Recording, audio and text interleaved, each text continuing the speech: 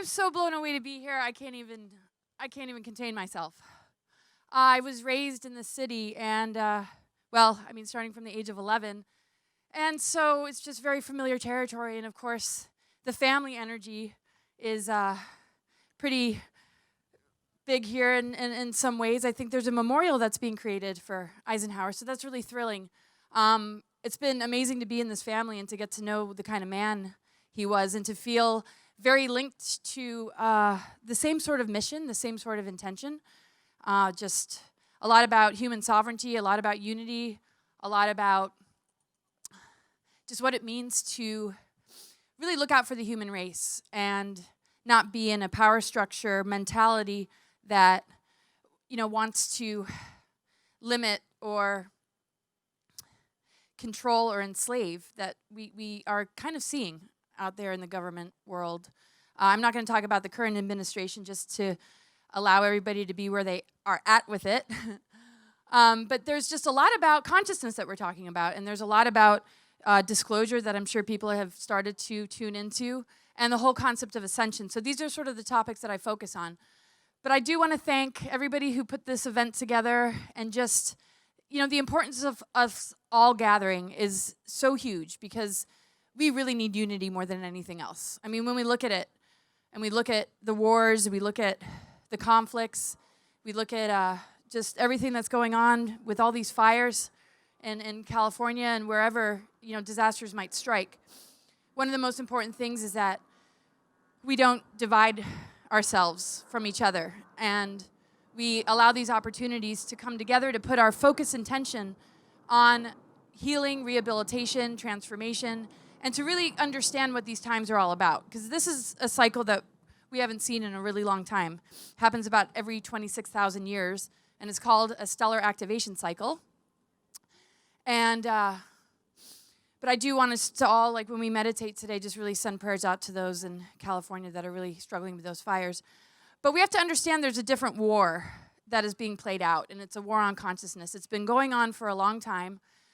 There were things that were brought up at one stage in the game connected to mind control projects, things like MKUltra, and unfortunately those things haven't fully gone away. Where they currently exist has a lot to do with the things that are streamed through a lot of the power structures, anything from I'll just say media, because I don't want to pick and choose, which things, but I think we can safely say that there's a lot of power structures that are connected to some form of social engineering or mind control that takes us away from our ability to think for ourselves.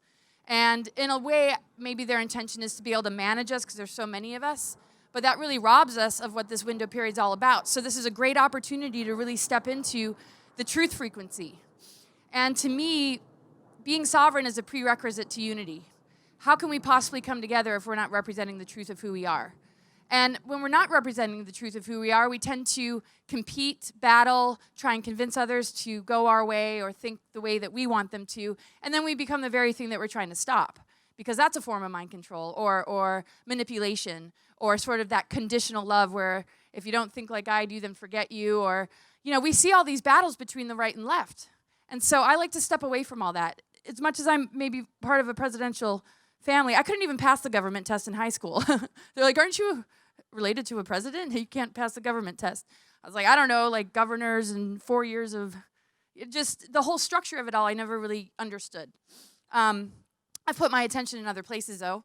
But I've never really had a mind for politics. So I don't go into that place of choosing sides, and I don't do that in the disclosure community. I don't really do that amongst, friends.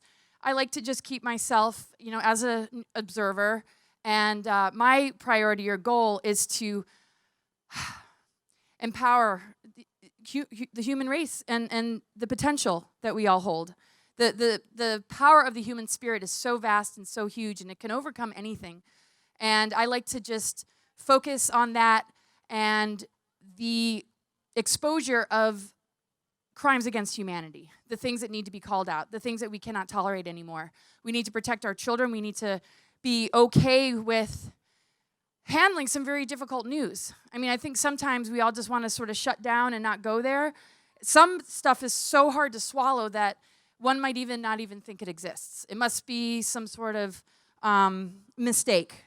It must be some smear campaign, but because everybody always thinks, oh, it's a right or left thing, and people are, smearing or wanting to make others look bad. But this has been going on for decades, and we're talking child trafficking, pedophilia in positions of power.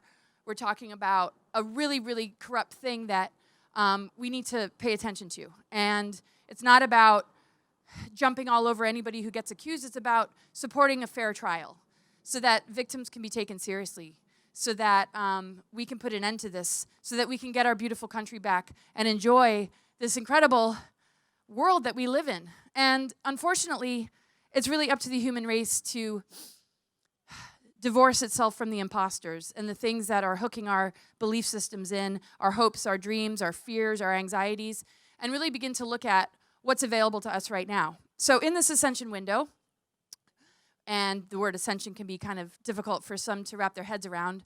Sometimes a person might think they're going to float away or all of a sudden wake up and just the world's just a better place. People were like, nothing happened during 2012, nothing's happening. It's more like, thank God nothing happened. We're still breathing. We're not in FEMA camps. We are, here gathering and refusing to allow these things to infect our creative energy, because that's the whole tactic.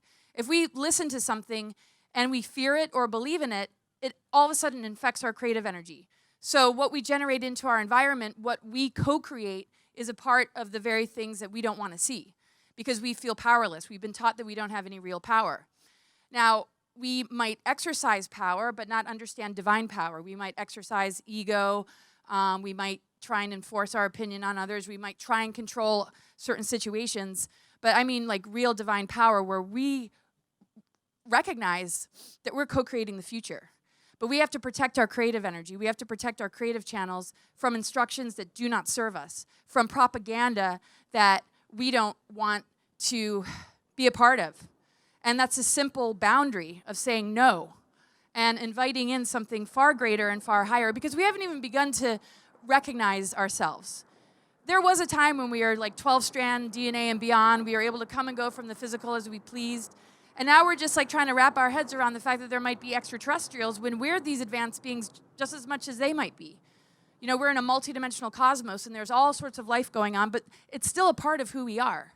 So when we look at the lower energies or the control groups that have manipulated the power structures and the world, and that can attach to the negative ego and cause fear or cause a person to want to either align with those agendas for the sake of power, wealth, control on some level, because it has rewards connected to it that actually expire.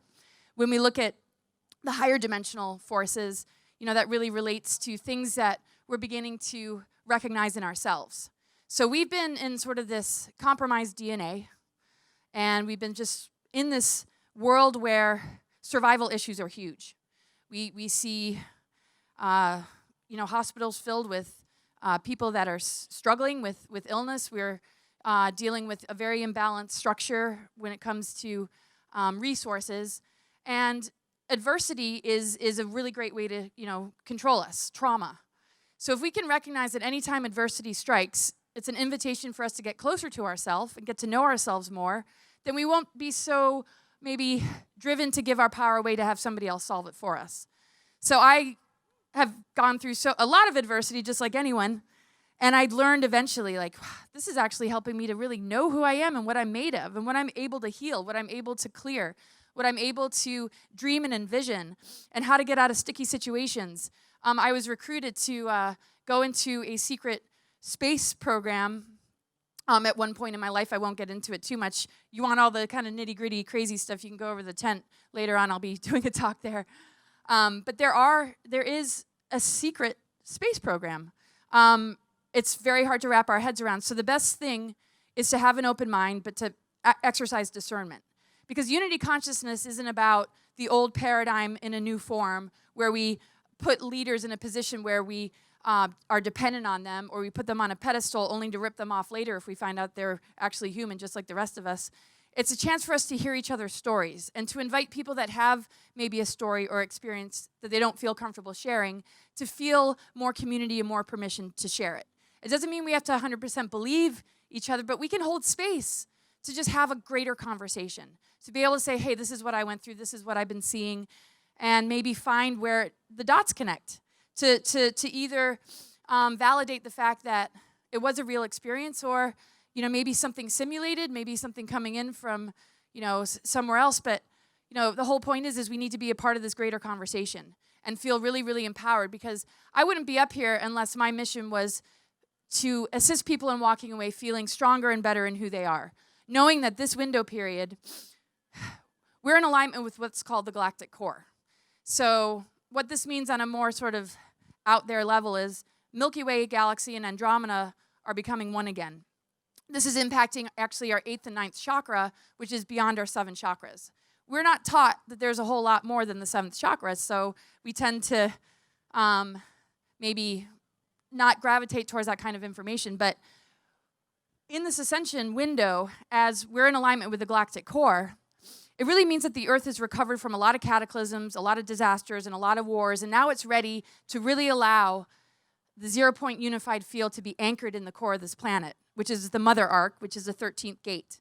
So ever since 2010, the sun started to move through the sign of Ophiuchus, which is the 13th sign. So that's sort of validation that there's something changing and shifting.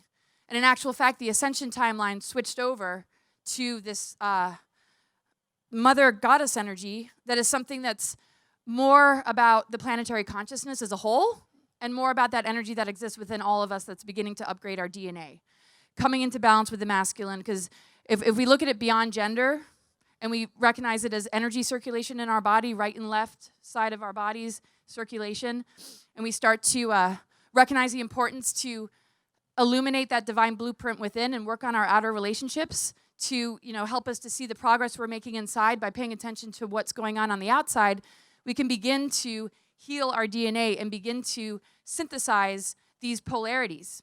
Because really it's a time of integrating polarity. We've been in duality. It's like we've been split in half and we're fighting against ourselves. And we have to understand that to win the war outside is to win the war within us. And we have to not allow our consciousness to be toyed with. We need to allow this upgrade to happen. And the beauty is that our DNA, the nucleic acids in our DNA, are made of earth, air, fire, water. The earth grids on the planet. When we look at ley lines and stargates, are earth, air, fire, water. But then there's ether, which is number 5.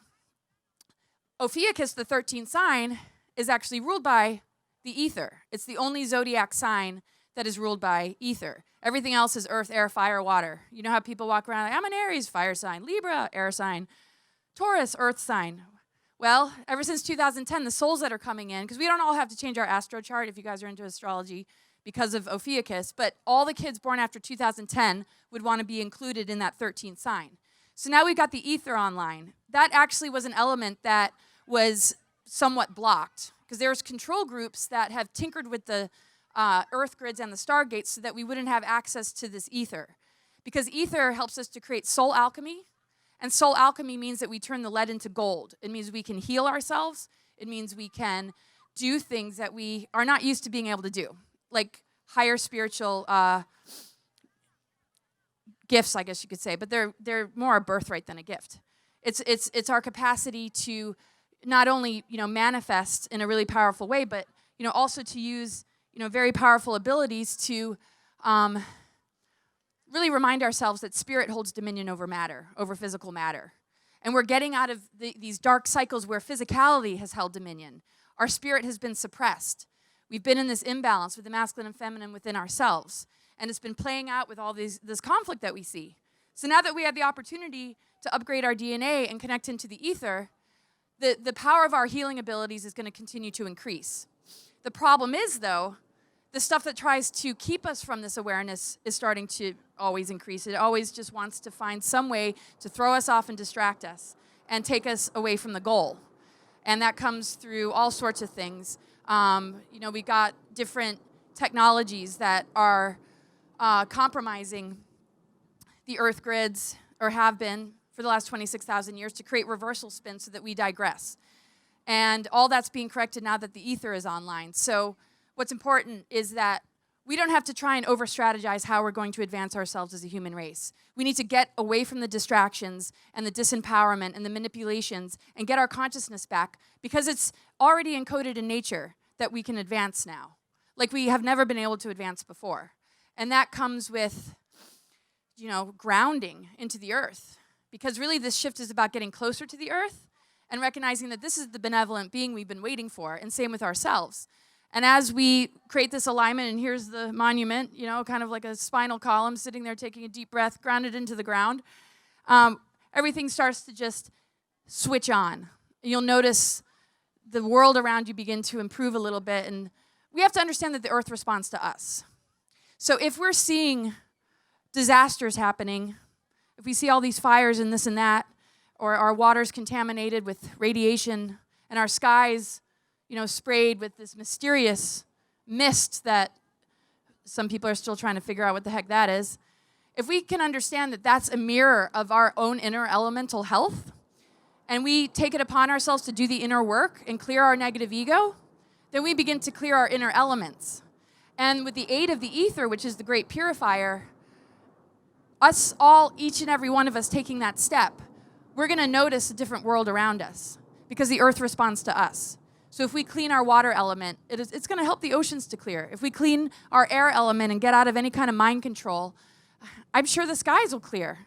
Maybe it sounds all idealistic, but I'm pretty darn sure, because when your DNA begins to upgrade and you begin to clear yourself, you're not going to be reflecting back to you this sort of contamination and toxicity. But if it still lingers and it exists, it's not going to be so detrimental and poisonous, because in higher dimensions we're able to alchemize things, we're able to transmute things. So even if we still are witness to some of these things, we're not so impacted. When we buy into the program, we're still in a low density, so anything that we take on that's toxic is very hard for our bodies to assimilate. But when we start to move into higher awareness, and that comes with love, unity, compassion, integrity, building community, taking good care of yourself, then those things really don't have such an impact. So it's kind of like a catch-22 where when it does begin to have an impact, then the programs start to infiltrate, and then all of a sudden we're locked in the matrix again. But when we can step back and really trust ourselves and trust this process and allow fear to be a tool to grow, not something to stick us in the mud, but something to remind us to have caution and to have discernment and to seek clarity, then none of these processes that we might judge about ourselves are going to impact us in a negative way. Because I think people are like, oh, that's fear-based. You don't want to go into fear. Fear is bad. And then you're afraid of what they just said, and you're like, okay, well, it's kind of a part of the process. Every single thing that feels like a negative is just a part of a transformational cycle. Just like when we look at the cycle of death and rebirth. It's not an end. It's a transformational process that leads to rebirth.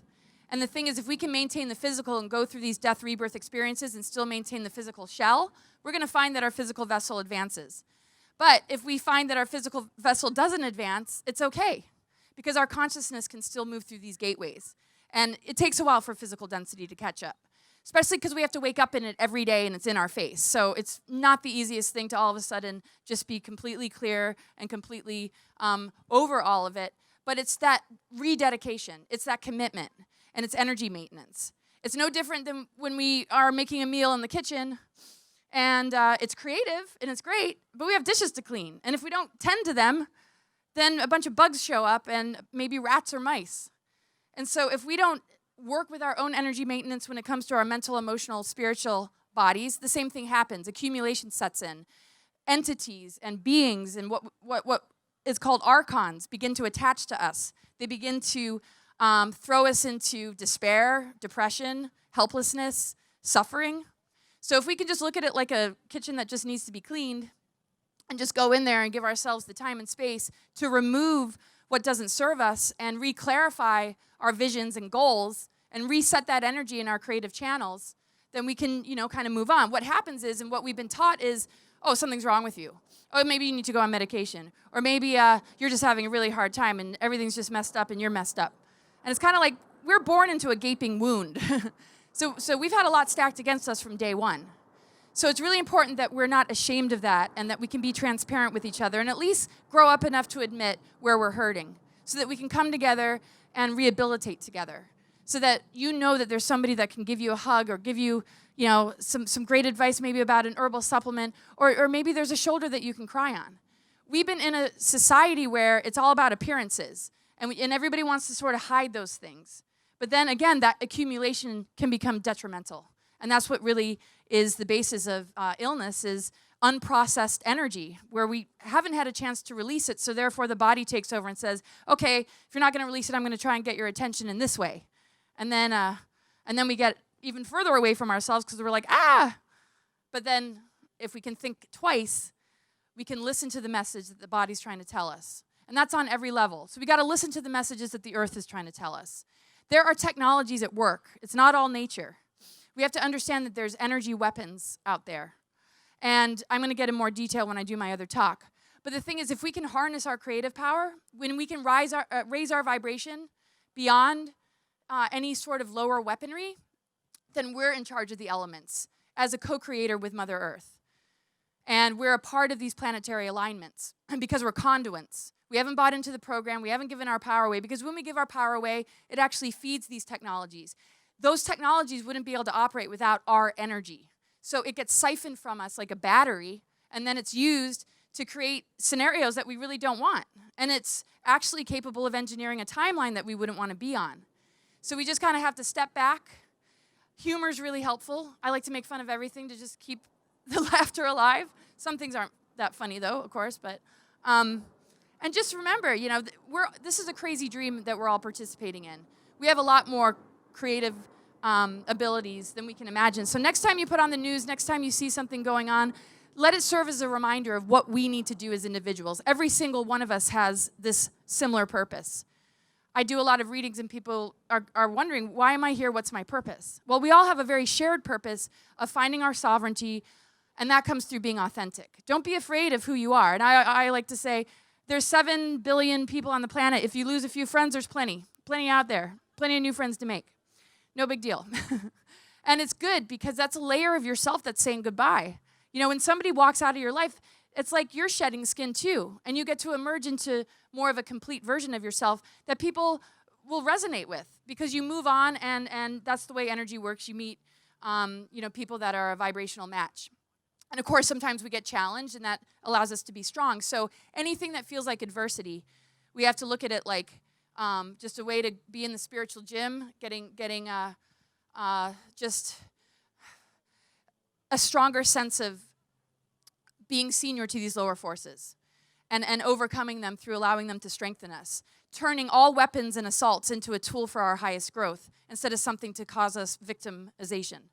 So anytime something comes along and it feels like it wants to rip something away from you, we come back that much stronger.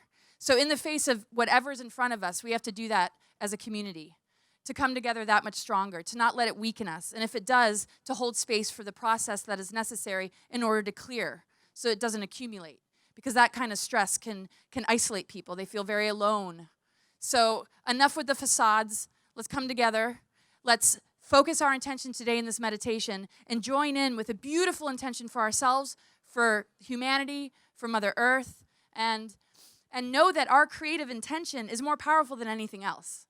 Mind control and just anything that tries to control who we are is just a belief that we've bought into, that we consider because we're not in our center. And we're also maybe afraid, so we need to be told. We're taught to be told. We're taught to not really, listen to ourselves. So I was never a good student. I was not one of those people that did really, really well. There was a lot of stigmas about maybe why that is, maybe throw learning disability her way, without maybe appreciating that I was connecting into something else. So when we're raised like that and we have to kind of fit a certain mold, it can be very destructive to other aspects of ourselves that need to come forward and need to breathe, that have missions and have callings and have something to offer. Every single one of us has something. But when it's suppressed, when it's controlled, when it's limited, then all of a sudden, we're walking down a trajectory that might really freak us out. So no matter what adversity shows up, it's a time to come together. We're here for soul development and spiritual development. We have to let go of the storylines a little bit and let go of the things we've attached ourselves to. So even though there's things that could rip away our precious, the things that we may have earned through life. I mean, imagine if you come home and your house is in ashes. I mean, that's painful no matter how you look at it. But it's also an opportunity for the phoenix to rise, for community to be built. We can leverage every adversity together. And even if something gets ripped away from us, there's always a chance to rebuild. There's always a chance for transformation. So we need to just be there for each other like that. Any sort of illness that strikes too, we need to demand that these healing technologies be available for the public. Enough with the hoarding of these advanced technologies. And the thing is, we have to be responsible enough to know how to handle them because they're in the wrong hands, as we see. And I see this shift happening that it's not always going to be that way. But the dark technologies need to be neutralized through our own ability to raise our consciousness and our vibration. So we can do it just through that. But then we need to really call out the things that have been kept in secrecy, the things that we haven't had the chance to know even exists because there's been secrecy. And it's been going on for far too long. So I want to just read a part of Eisenhower's speech that isn't the famous part of it about the military-industrial complex. But, I mean, he was giving us some real warnings. And he wasn't really able to complete, I think, what he felt was necessary in his administration. So one of my favorite parts of his speech is that in the end of it, he says, "We pray that peoples of all faiths, all races, all nations may have their great human needs satisfied, that those now denied opportunity shall come to enjoy it to the full, that all who yearn for freedom may experience its spiritual blessings, that those who have freedom will understand also its heavy responsibilities, that all who are insensitive to the needs of others will learn charity, that the scourges of poverty, disease, and ignorance will be made to disappear from the earth, and that, in the goodness of time, all peoples will come to live together in a peace guaranteed by the binding force of mutual love and respect." So, yay! So that's all I mean, if anything resonates, that does. Because no matter what anybody is going through, no matter where we're at, no matter what our belief systems are or what we stand for, we have to have that mutual love and respect. It's okay that we're different. It's okay that we think differently. We have to stop this war because it's the conquer and divide agenda that is really what they're after. And it's amongst us that gets targeted. So when we're out of balance, when we're not fully connected, dark entities and beings and control agendas like easily run us. They find the cracks, they find the weakness, they find the wounds, and they leverage it. So we need to come together and allow these wounds to be healed as one, recognizing that true oneness is diversity and harmony, that we're all at different phases of our soul development and growth. And we don't have to allow that agenda of conquer and divide to win. So I think today is such a huge statement from all of us coming together that we're done with that. And they can't play us like that anymore. Because we're like the immune system of the planet. When we come together, when we strengthen our field together, when we strengthen our love through mutual respect, there's nothing dark that can really remain and run the show. It gets kicked out. Just like when we start to heal, when we start to empower our immune system, when we start to serve it and feed ourselves good things and take care of ourselves, whatever we might be struggling with isn't able to exist in the body as easy. So imbalance and duality and divide and conquer are the one things that we just need to look at on a day-to-day basis and check ourselves. Are we slipping into that mode? Are we being a control freak? Are we being in such judgment of others or ourselves? And every time we just give ourselves the 5 seconds to just reconnect and make that adjustment, then we're a part of the purification energies, and we're part of the immunity of the earth, and we purify things around us. We create a different energy field. Because you know when you walk in a room of conflict and chaos, even if nobody's talking, you can feel the energy. It hurts. It constricts you. If you walk into a room of like love where there's mutual respect and integrity, it inspires you. It helps you to grow. It helps you to feel grounded. So we're the ones that can give that gift to each other. We don't have to wait for anybody outside of that. It's up to us to decide to do this. And in that, the governments and the power structures begin to change. Because if we're not in control of this aspect of ourselves, something else is. And it's not nice. And it's not taking us anywhere we really want to go. So as much as we're being pushed to the edge, when we can create that solution and we rise together in this unity, all the stuff that's been trying to play us will join in. Because they'll either realize that they've lost their power and grip on us and want to transform and let it go, or they'll just fly off the earth somehow and not be here anymore. But those are the things that probably don't have a soul anyway. The thing is, the human soul is very geared towards our betterment. But we have a chance to really educate ourselves. There's this disclosure movement. Tons of videos on YouTube now. Tons of information out there. The information is there. But the most important thing is that you always check yourself and you have discernment. And you find your own truth frequency. It's not about giving your power away anymore. It's about saying, okay, this intrigues me. This is helping to activate me. I really, really like this. And then knowing where you need to have a boundary. Because if anybody has gone down the rabbit hole, there's a ton of them. It's not just one rabbit hole. It never ends once you start. And sometimes that can be a bit of a detriment. Sometimes it really depends on the person. But what we want to get out of it is you have your own formula for your awakening of what works and what doesn't work. And always, honor that within yourself. It's very important that those that are putting the information out there to express these sort of things. And really respect the fact that we are the artists of creation. And I can't even believe that Amanda Sage is up on stage with me painting, so I can't even see what she's doing, but it's such an honor. I've been following her art and her work for so long, and so that's really thrilling. So look at what we're able to manifest. It's such a beautiful day. We're sitting right here in Washington, D.C., and really making a huge statement on 11-11-11. And when we hold that in our hearts, we take that with us. Everybody we meet from this point forward is somebody that we can activate through love. Because the thing is, if we're authentic, we invite other people to be authentic. It's not about belief systems or think how I do or follow this person or that person or I can't believe you think that and all this kind of thing. It's about letting all that go and allowing it to birth this new reality of coming together and recognizing the priority. So when we see these sort of disasters happen and we know, anything could be ripped away from us at any time. We could lose our home. We could lose a loved one. Life is precious and fragile. They're sacred things that need our guardianship. We have to be guardians of sacred energies. And if all of us chose to do that, and we encouraged other people to do that by being an example, then those sacred energies will no longer be hurt. And with enough going on the planet currently, I could really use this revelation from a huge number of us to give a gift in return. If they're going to go through this and survive these fires and go through this level of loss, the best thing that we can do to support that is to rise even more strong as a humanity. And even things that we see in the news, when there's shootings, when there's just things going on in the world, instead of losing ourselves to it and starting to fear the future of the human race, we need to come together more. We need to have focused intention and recognize that we're driving this ship. We are the powers that be. We are the only real powers that be. But if we're fed upon, if we're manipulated, then we've given our power to what they want, which is why they call themselves the powers that be. So like Billy was saying, these small numbers do not need to control the masses. We just need to take charge and recognize that if it's parasitic and vampiric, all we need to do is call our energy back to ourselves.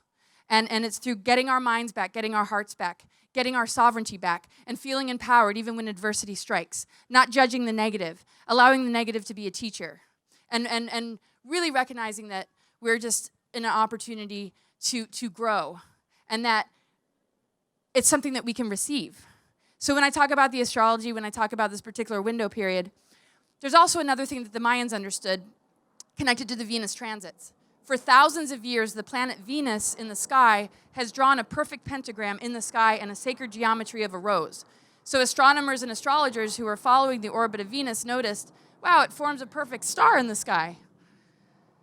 And what's wonderful is we're not talking the sort of pentagram that is connected to dark abuses of energy. We're talking about the fifth element. We're talking about the correction of these reversals and the realignment with the ether. So the Venus transits for thousands of years has drawn this perfect pentagram, and then boom, 2010 comes, we start to move into the 13th sign. Now the ether is available. Now alchemy is possible. This is our opportunity. This is a grand window to be able to advance ourselves and allow your consciousness to at least devote to it, to at least align with it, and the physical will catch up.